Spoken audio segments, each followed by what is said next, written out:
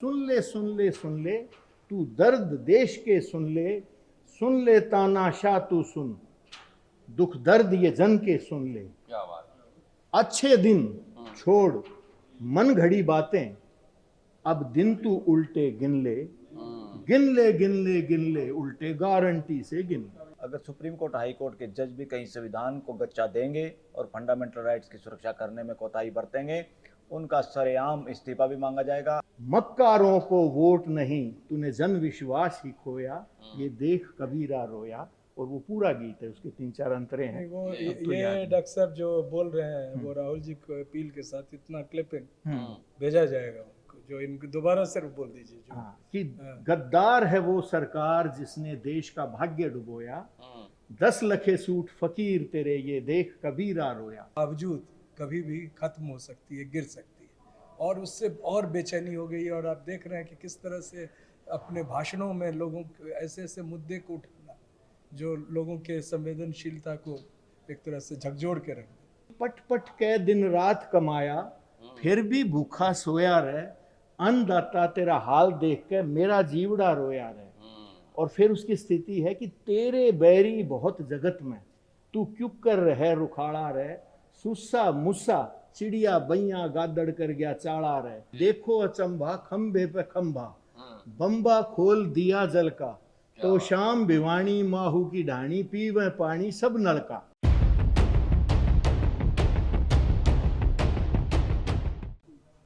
चुनावी सरगर्मी तेज है। पॉलिटिकल पार्टी और नेता चुनाव के मैदान में हैं, लेकिन कुछ क्रिएटिव इंटेलेक्चुअल्स, एडवोकेट, गीतकार, फिल्मकार अपने हिस्से का काम कर रहे हैं। जवाहर भवन में हूँ दिल्ली में, हमारे साथ कई वरिष्ठ साथी मौजूद हैं।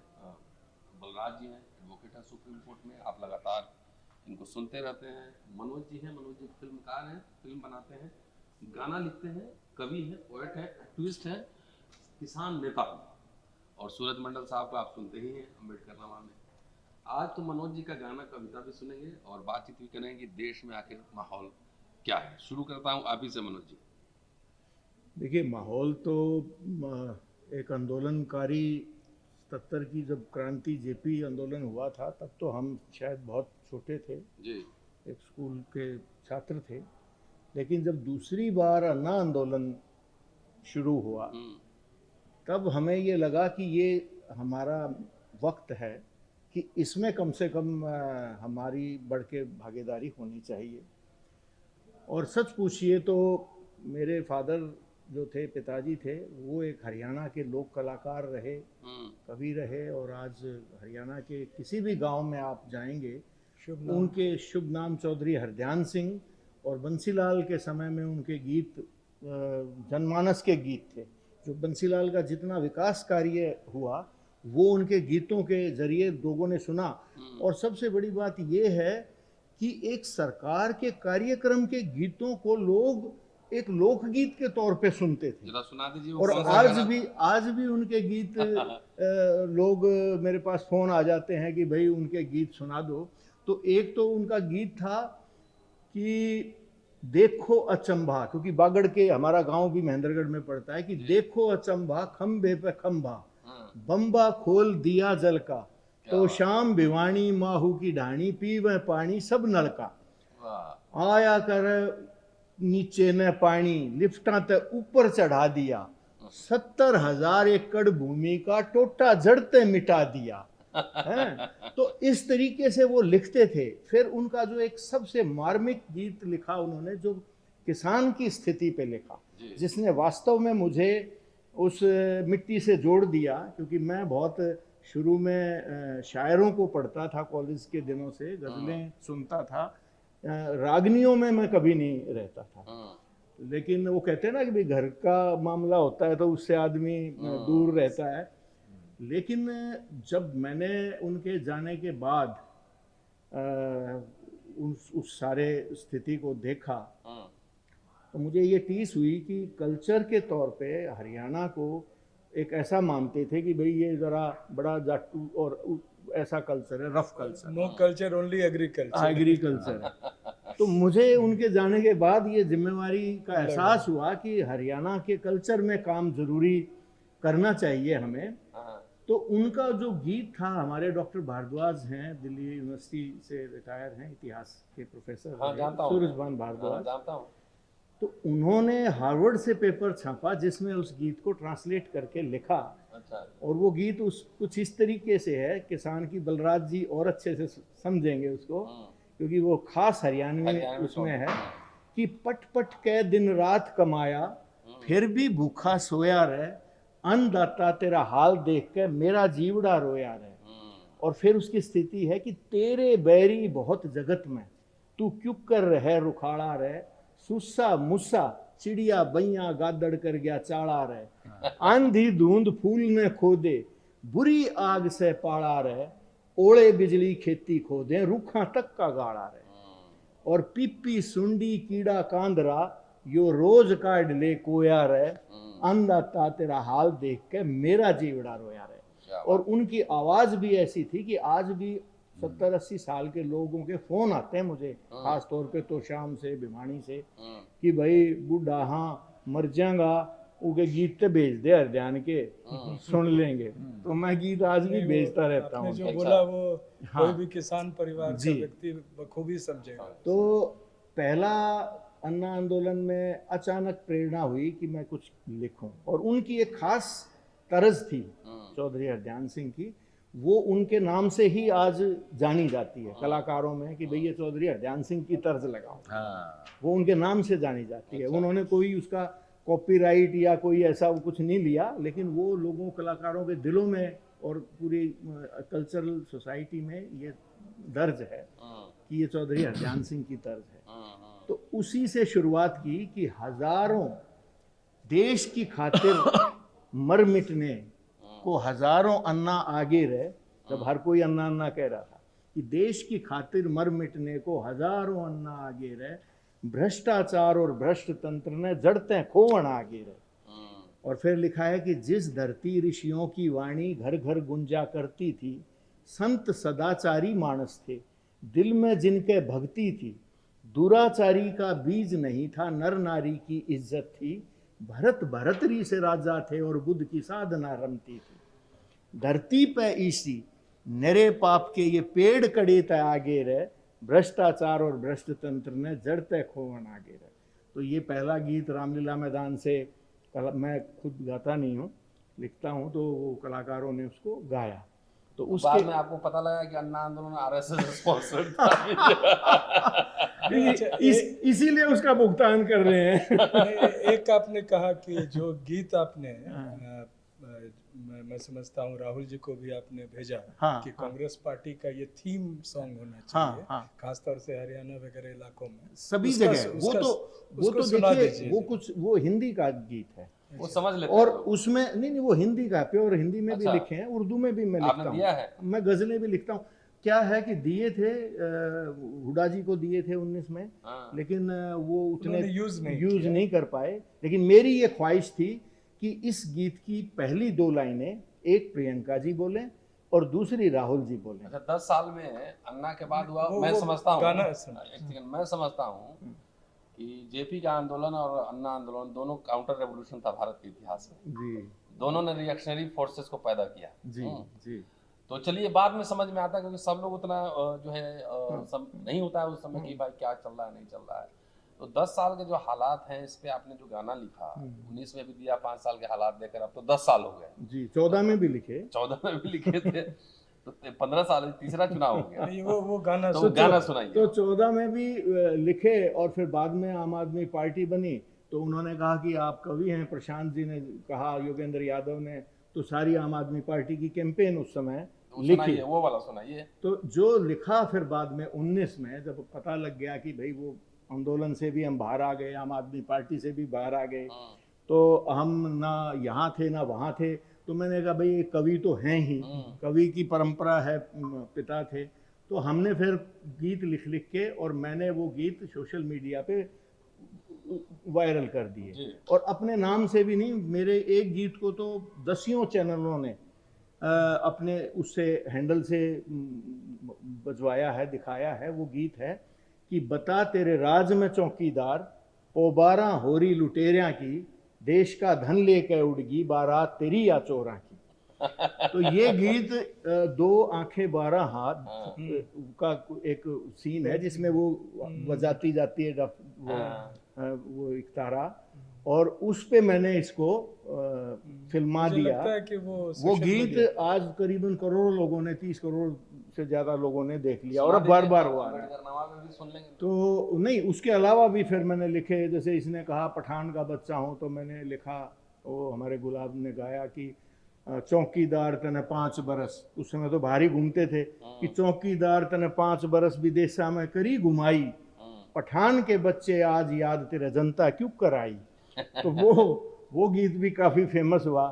फिर जिस गीत का मैंने अब जिक्र किया, जो सूरज जी ने भी कहा, वो सबसे पहले सूट बूट की सरकार, राहुल गांधी ने नाम दिया था कि 10 लाख का सूट पहनने वाले हैं मोदी जी और अपने आप को फकीर बता रहे हैं। तो इस पे फिर मेरा गया, और इसने भी कहा कि मैं बड़ा, देखो कितना भाग्यशाली हूँ। शुरू में जब पूरी दुनिया में तेल का दाम गिरा था, तो इसने कहा कि मेरे भाग्य से तेल के दाम नीचे आ गए।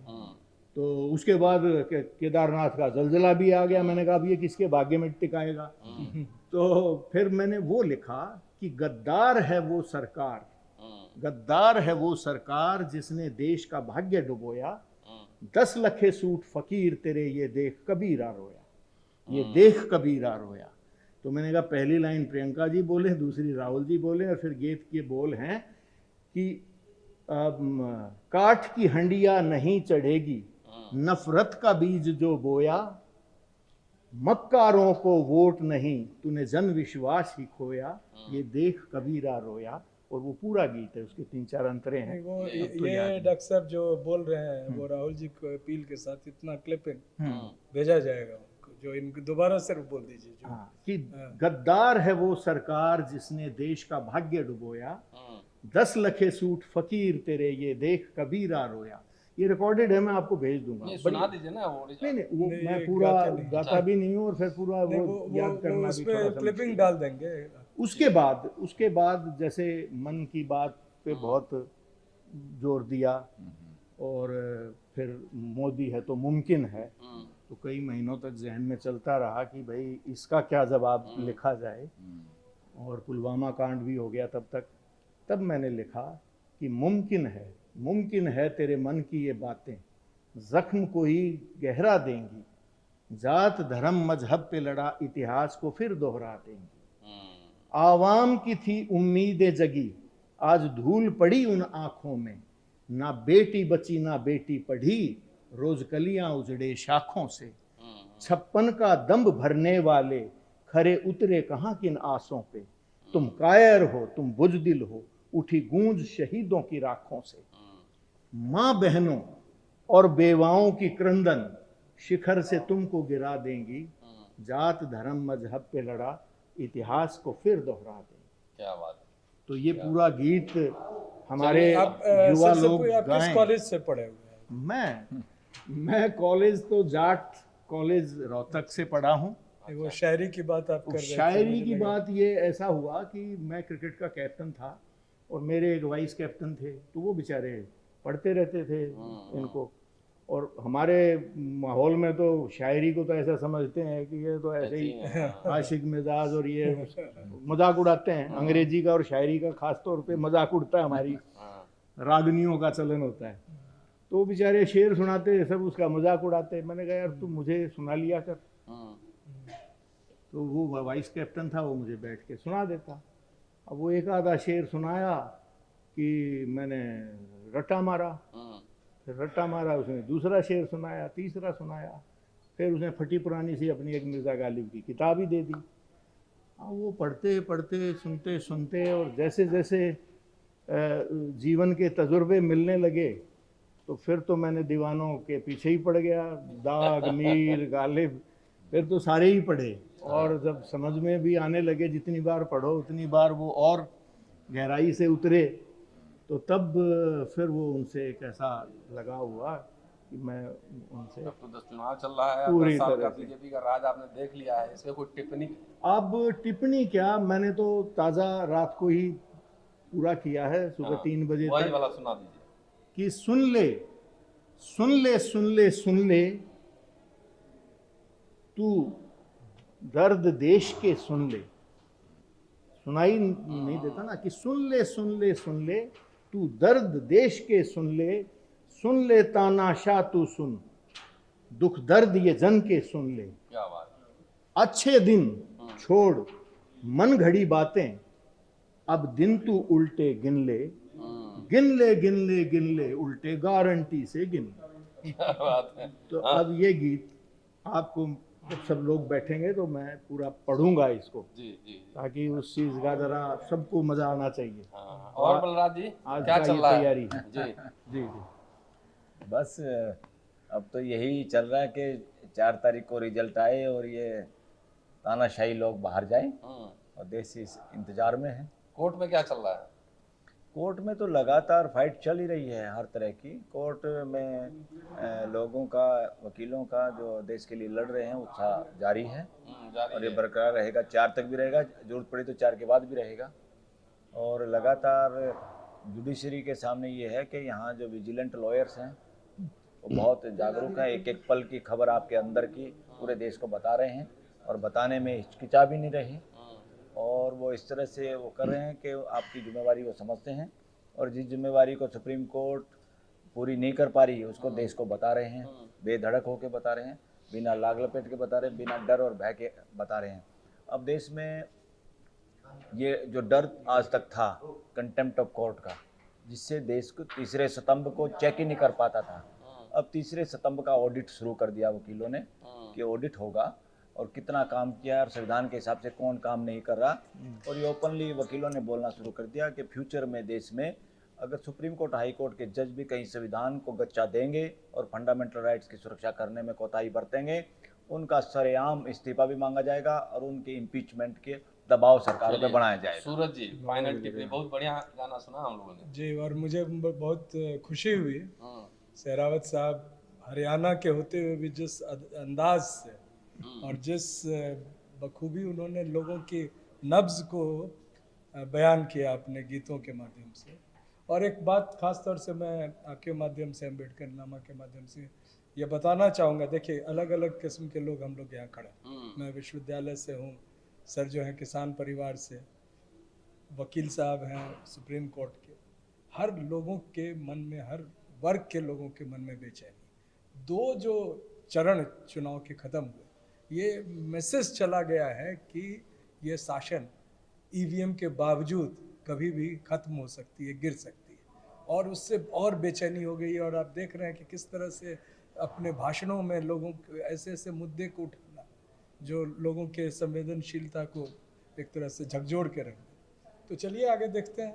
और मैं अपील करता हूँ कि अच्छा, मैं एक और क्लियर करना चाहूँ, क्योंकि मैंने तो इनके फादर को सुना है। अच्छा, he was very popular poet और लोक कलाकार। उसमें उनके वर्डिंग, उनका स्टाइल ही यूनिक था, दूसरा कोई स्टाइल उनके साथ कॉपी नहीं कर सकते। और सुनते, पहली लाइन सुनते पता नहीं कौन बोल रहा है। पर मैं आज क्लियर करना चाहूँ, मैं ये सोचता रहा हमेशा उनका नाम हर ज्ञान था या हर जान था? हर ध्यान, ध्यान, हर ध्यान या ज्ञान में मैं कंफ्यूजन में रहता था भाई, ये बोलने में है ना हर ध्यान, तो ज्ञान और ज्ञानी नाम हरियाणा में रहे, हर ध्यान। और एक और आपको हर का ध्यान। चलते चलते बता दूं कि वो जो लिखते थे और तुरंत तैयार करते थे, जैसे रात को बैठ के लिखा, तो इंदिरा जी 74 में आई और उस समय 20 सूत्री कार्यक्रम और ये सब कुछ हिसार में पहली बार ही आई थी उस स्टेडियम में। तो उन्होंने जो वो गीत सुनाया और उनकी आवाज़ और उनकी जो पिच थी वो बहुत ऊंची थी, लंबे तगड़े थे 6 फुट से ऊपर। और उन्होंने जब वो गीत गाया, हे मोती की पोती जवाहर की ज्योति या देश की पहरेदार, दिन रात तरक्की कर जुग जुग जीवे इंदिरा तेरी सरकार। तो इंदिरा जी ने तो तुरंत उनको बुलाया, बोले कि इन चौधरी साहब को बुलाओ। और मिश्रा जी को खास तौर पे कहा कि भाई इनके किसी काम को आपने मना नहीं करना है और इनको और कैंपेन के लिए वो करो।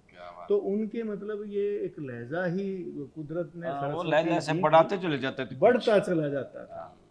तो बंसीलाल के लिए भी उन्होंने ऐसे ही लिखा, तेरा ऊंचा चरित्र हृदय पवित्र, जिसा भीतर वो है बाहर, हाँ, 100 का जोड़ दई थड़ी तोड़ तेरी पहाड़ फोड़ सरकार। और फिर हरियाणा के ऊपर जो खास उनका मशहूर हुआ, हे हरियाणे का हर छोरा 6 फुट का लागे से, ये धुन थी उनकी। तगड़ेपन का सबके दिल में झटका लगे से।